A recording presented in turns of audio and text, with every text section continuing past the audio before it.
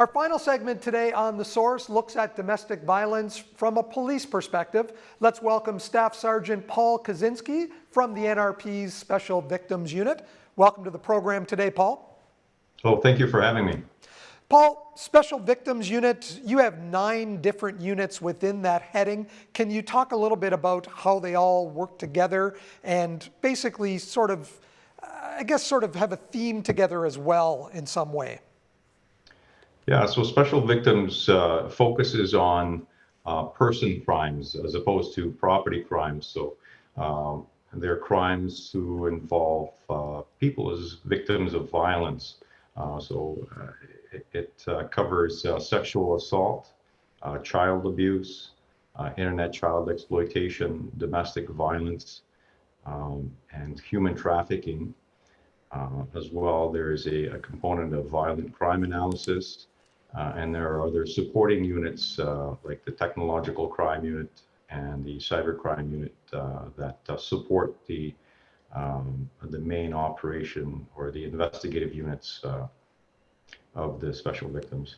The tech crimes and the sexual assaults, they often get a lot of the headlines. We don't always hear a lot about the domestic violence incidents. Why would that be the case? Is it to protect those victims for the most part? We do. We don't usually release any information on domestic violence incidents. We technically don't really release very much information on sexual assault, the results of sexual assaults investigations, except where we're asking for public assistance to identify suspects or additional victims. But these investigations tend to be very confidential, and the reason why we don't release information is to protect the identities of victims and the families and many times children that are of the victims that are involved. Have you noticed an increase in domestic violence calls over COVID-19 perhaps?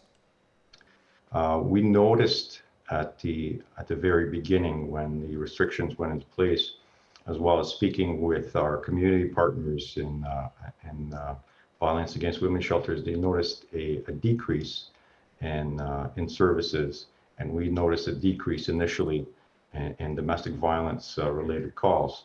But as it progressed into the summer, we noticed a fair increase in domestic violence calls. And as well, our partners have noticed an increase in people accessing services of the violence against women shelters. So it's difficult without breaking it down into a little bit more detail to tell exactly when it happened.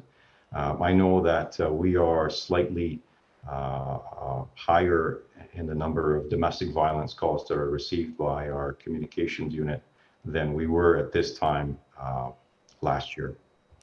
Paul, when working with Jillian's Place and organizations like that, Women's Place as well, what is the working relationship between the NRP and them? I think that we have an excellent collaborative working relationship. The Niagara Regional Police Service is a part of the Coalition to End Violence Against Women, as are many of the violence against women organizations in Niagara.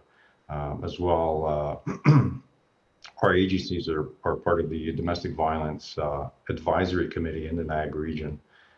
So we participate at those 2 tables. And on the front line are our officers and our investigators, especially in the domestic violence unit, rely on the services that are offered by Jillian's Place and by Women's Place of South Niagara on a regular basis for referrals of victims who require shelters or require other support services that might benefit them. Paul, thank you very much for joining us and giving us a police perspective today on domestic violence. Thank you.